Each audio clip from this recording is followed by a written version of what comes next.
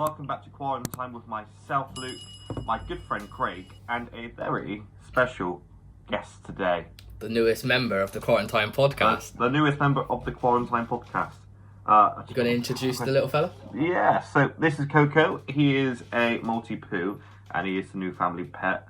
Now, I didn't want to have him on today, because I didn't really want to hold on to him for so long. However, he is so small he cannot be left around the floor without supervision at the minute because he is so small. I was going to put him in his cage, and as I did go upstairs, I started to cry, and I didn't want that. So, because it's just me in the house at the minute. So, it looks like it's me, you, and Dupree at the minute. So yeah, but how are you, Craig? All right? I mean, today has been a struggle. I am not great, but here we are. Oh, we were meant to film yesterday. Yeah. For obvious reasons, we didn't. You went out. I went out. We did. It was a bit of a heavy Saturday, and it ruined my Sunday. And I had a headache. I had a headache all day. I woke up all day. I woke up at 4 a.m. this morning, and I was like, I still feel terrible. So did I. I had a headache still. It's gone now, which is good, because I thought it was going to be some form of tumour or something. But no, I'm... well, it hurt all day, and genuinely, I was starting to panic. I was Googling stuff.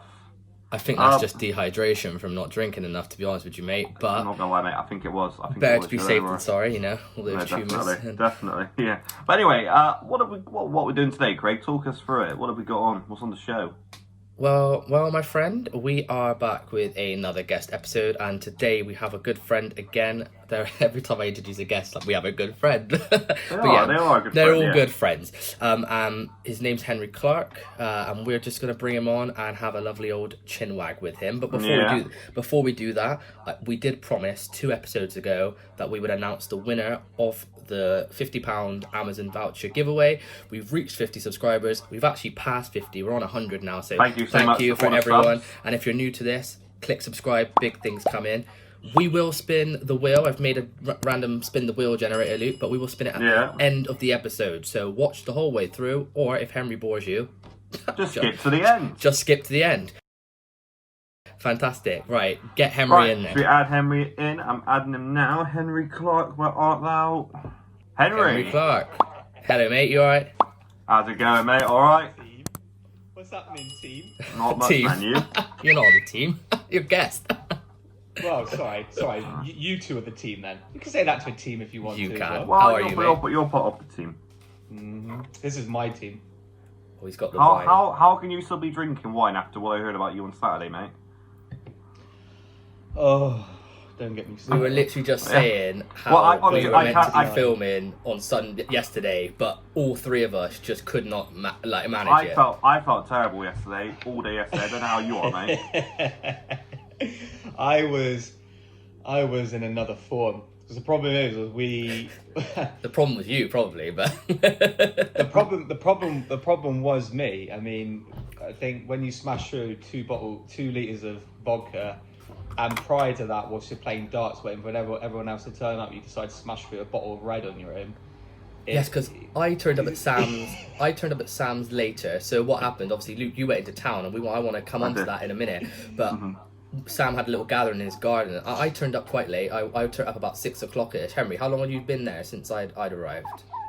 So I turned up at about 2-ish. And then me and Luke went and got all the alcohol. We did the alcohol run. And then as soon as we got back, because Sam was stressing over this protection of the rain and everything. So whilst him and Luke were still dilly-dallying with that, I just thought, might as well drink the wine. I might as well start drinking. So I started drinking the wine on my own. You were very worse for wear. About 6 p.m, I just started drinking, and Henry is 1 bottle deep, Luke. I have a video. Henry doesn't know I've got this video, actually, but I'll put it up on screen, so when you watch this, when it's done, Henry's just in the tent. It's going to be a surprise for all of us. He's just in the tent. Luke, you've probably been there as well. When you just drink so much, and then you just need to take yourself aside for a bit and rejuvenate. Just take yourself out of the situation, many a time. Yeah. But fair play for drinking wine again, Henry. How was town? Nobody left me alone. What's that? No one left you alone. You left. Well, no, I was just trying to have my 5 minutes Yeah. of peace and sanity, and the next thing I know, I feel kicking from the outside of the tent, and I feel punching in my arm, and I'm looking, and Sam's punching me, whilst Luke's kicking me from the outside of the tent. Not me, by the way. Not me. No, Yeah, not you, Luke Barry. That probably didn't help you then at all, really, on the recovery. No, but then apparently I've been passed out for an hour, which I still don't... that was a lie to make you get up faster. I'm sure of it. You did well though, right. because you came back. You came back with a banger. Came back stronger. But what I'm interested in now is, Luke, you went into town on Saturday. I did, yes. Yeah. How was the first experience in town? I know you have been itching to get back down there since lockdown. How was it? Was it weird? It was a weird experience. I think that probably it wasn't as weird for me because we went to the Apple, which was open anyway, and we sat outside on benches. So the only time we went inside was to use the lavatory. But to be honest with you, where did we you have were, to clean the toilets? no, I used urinal, so I was all right. But hand sanitize and wash your hands. But actually, to be fair play to the bar staff. They were extremely hospitable to us, and actually, they wouldn't take in any rubbish. If you were drunk, they wouldn't serve you. Like I saw a couple of people, they didn't let you loiter about. You had to sit on benches. Luckily, we found a bench. So, to credit to the Apple, if you're watching this, guys, you did a really good job. But I can imagine some, well, like they're watching, but I can imagine some spaces. And to be fair, you did. I did go past Spoons, and it was pretty rammed. So actually, those that weren't social distancing, yeah, there was some that probably wasn't. But I think as long as you're honest to yourself, then that's fine. But yeah, I really enjoyed it. To be fair, I don't think I'll go back for a while, but it was good fun. At least you've kind of dusted off the feeling of wanting to go. Do you know what I mean? The worst was getting an Uber home. I didn't have any PPE, but luckily my friend had a bag of 20. So fair.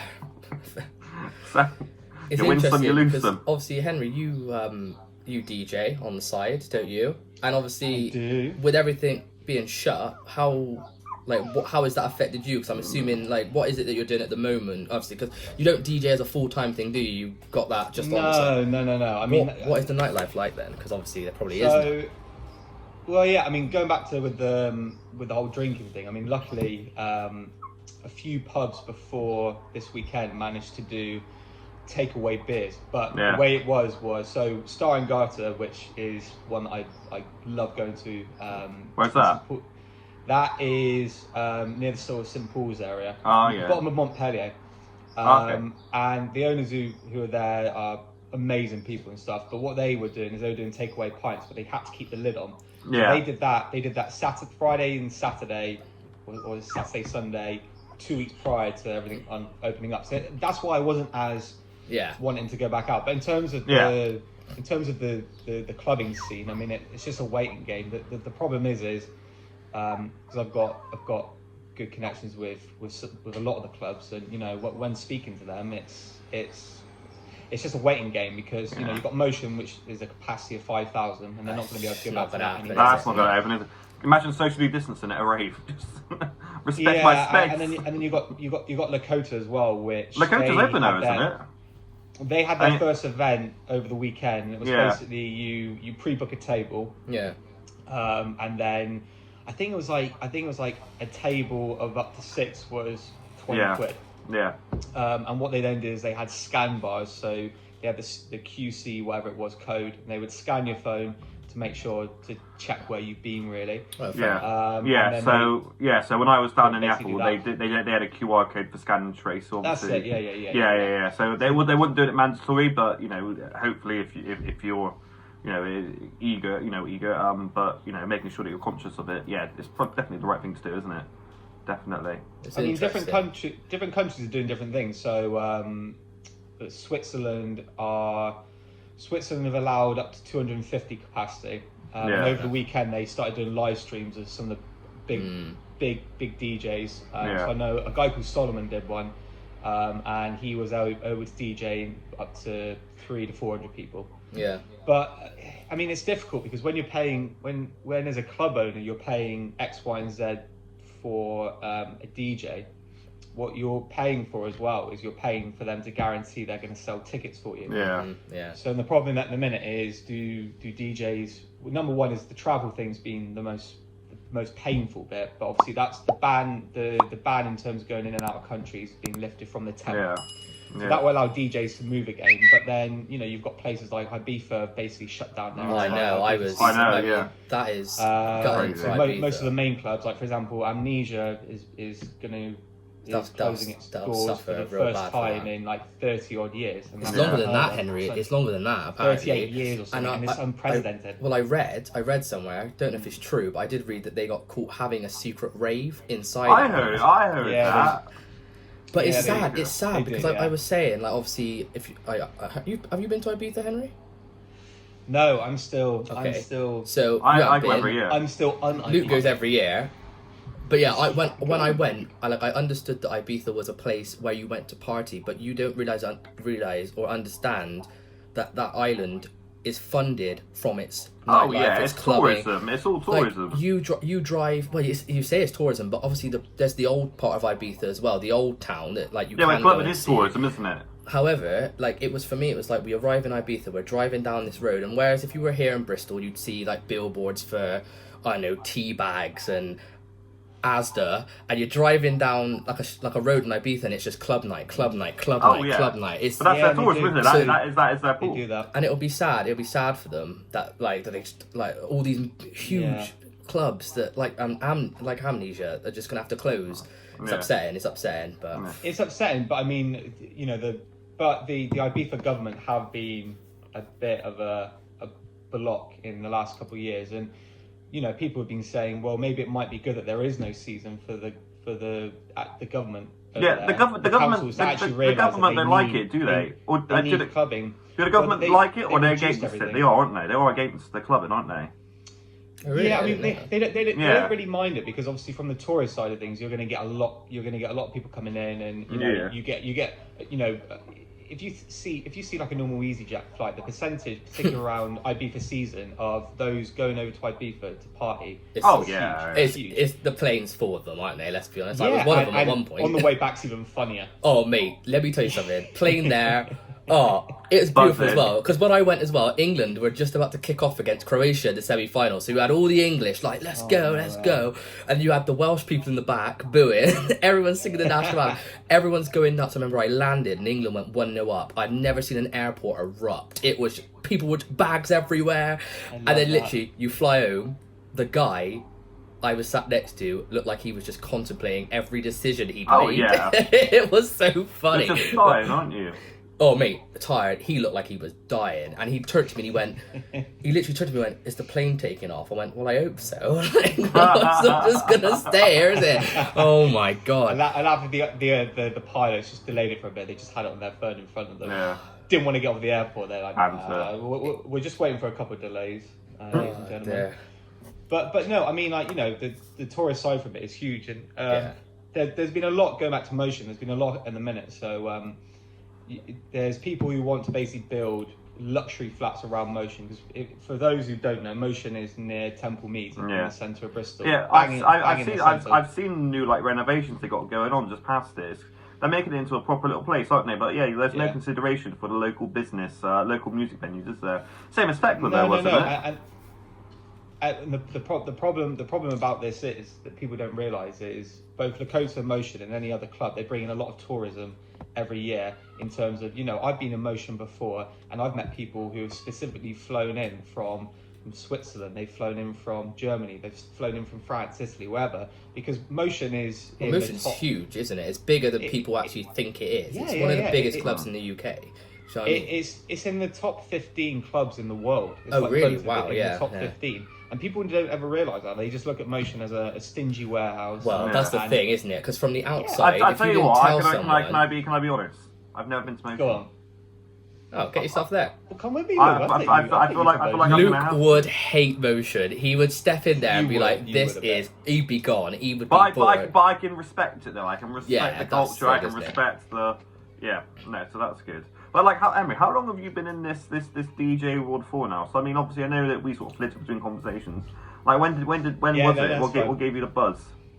So, well, the initial buzz came from growing up around my brother playing music. I mean, my brother always had vinyls, And in our old house, he would be on the 3rd floor, and you could sort of tell what mood he was in depending on what vinyl we would play. So he was the one who got me into like old school house and techno and stuff like that. And the thing is, when you grow up and you get to be in different friendship groups and stuff, it's sometimes hard to play that style of music, because techno music at the best of times isn't really something that you play on it's a vibe, innit? Techno music. It's got to be a vibe unless you're really into it. But so behind the scenes, I would always listen to it, and then it wasn't until I went to uni, and that's when you start meeting people who are in the same mindset. I feel that. And because I could talk about DJs all day long and talk about music with somebody who knows nothing about it, and they'll just sort of look at me like, you feel like you're wasting your time, don't you? And Whereas when I started getting to know other people who were into that sort of music, it just grew and grew. And then I've technically been DJing in terms of technically 4 or 5 years, but I mean I've been into this scene since I was a kid. I grew up around it. Yeah. Have you got a SoundCloud at the minute of your work? Do you want to plug it? I do. Send it over and we'll put it in the link. I'll send it over and stuff, and I'll send over my Instagram and stuff. So my Instagram's been going a bit weird, like half and half. I've been a bit quiet, especially with lockdown, because there's only a certain amount of videos of my house that people want to see. But normally what I do is any events that are going on, and we're Goldman Tracks, who I've got the sticker on here. So they're a crew that I've been doing some stuff with, and they're doing a lot of live streams at the minute for different charities. One in particular. Who is that? Sorry, Henry Gold drop. Just put the camera. Goldman Tracks. I'll drop you that. I'll drop you that as well. We'll put that as well. So we're going to be doing loads of live streams coming up for different charitable events. One being the Black Lives Matter scenario. Nice. There's going to be all sorts. There's a lot that we do or they've done in the past for. The homeless, Bristol homeless, the food banks and stuff, and then if you stick to the Instagram, you'll see when. I mean, hopefully, we're going to start being able to look at outdoor events, a bit like what Lakota be doing. Yeah, nice, mate. Yeah. I mean, hopefully by the end of the year, we'll be in a scenario. Even if that's the thing, isn't it? It's like you said, time will tell with all these things, isn't it? One thing I did want to touch on before we wrap up was also, alongside the DJing, you've got your whole PT training, personal trainer training. How is that going? You're looking trim, to be fair, mate. You're looking good. How is that going for you? I do. Weirdly today, I got an email today, so I passed my first module today. I got an email about it today. Thank you. Nice. So that's all going. That's all going well. I mean, hopefully within the next year it'll be all completed, and then the goal will be, the goal will be working with people of all different ages and stuff. I wanna really target those who have got no experience at all with it. Want to train me as well? Well, I'd love to. Boys, I've had an idea. The other day. So soon enough, me and Luke are going to start filming together in the present instead of over these Skype calls. Yes. How would you like to put us through our paces in a video and come back as an in-person guest? I'll come back as an in-person guest whenever, guys. See if you can hack it. I look forward to it, Henry. We could do like a mini time trial thing. So we'll do like 3 mini time trial things, and we'll see which one comes out on top with all 3. Perfect. Yeah. That sounds good, man. That sounds good. That sounds good. But on that note, Henry, it's been 20 minutes. Bloody hell, time does fly. This is the problem with these podcasts. We could chat for hours, I'm sure, but viewers don't lose interest. It's sad. It's really sad. But thank you, Henry. It's actually been really interesting. It's been great to have you on. It's been a pleasure, guys. mate. You are welcome. I'll send you the links over to you. We'll plug all of that in the description. People enjoy the video of me sleeping. I mean, it's nothing special. And if you're not sleeping. You're not sleeping, luckily, but you don't look in a great frame of mind. And I try and scare you, and you're so out of it, you don't even flinch. Well, if people enjoy that video, then I'll start a Clarkey's update series of that as well. Nice. Well, stay frosty, Henry. It's lovely speaking to you, alright? Peace Team, out. Love it. Good to see you. Cheers, catch you in a bit, bro. Take care. Bye. Bye. Good night. That was good, wasn't it? Luke, did you just say, can I just ask, did you say stay frosty? Yeah, stay frosty, yeah. I've been playing too much Call of Duty. Also, can I just apologise to the viewers at the minute, because I realised I've been looking down at my looking down a lot today. I do apologise. Just making sure that this little buddy is okay. He's pretty much asleep at the minute, but He's all good. So yeah, just Be keep fair, my eye on him. You I wasn't making too much noise, to be honest with you. No, So he's all right. He knows he's in a bit of a podcast, so he's all good. He's all gravy. But we'll just bring him back. Bring him back as a guest for the next episode. So Coco, how you settling in? Great. Yeah, he's good. He is. He's sound. Right. Thank you for another episode, Craig. That was fantastic. Shall we spin the wheel? Wait. To see. Let's spin the wheel. Right, here we go. Luke, you can't see the wheel. I'm sorry. No. But here we go. Can you hear it? I can. Yeah. Who will be the winner? Is it me? Our winner is Blue Skin Comedy. No idea who that is, but congratulations. We will try and reach out to you. Skin. And we'll try and get that £50 Amazon voucher to you. Luke, I will say one thing. If we can't get hold of these people, do we spin the wheel again and give someone else a chance? I think we spin the wheel again, yeah. Okay, so Blue Skin Comedy, if you're out there, get in touch. We'll try and reach out to you. Congratulations. Awesome, and I think on that note, I think we'll wrap up for another episode, Luke. Nice, mate. Almost coming to the end of what might be, yeah. Yeah, this could be, maybe. We don't know where we're going with this, do we? Who knows? Who knows? Right. But it's been Take fun. care. And again, thanks to Henry. Thanks for watching. Keep subscribing. Keep liking. Keep watching. Peace out. Peace.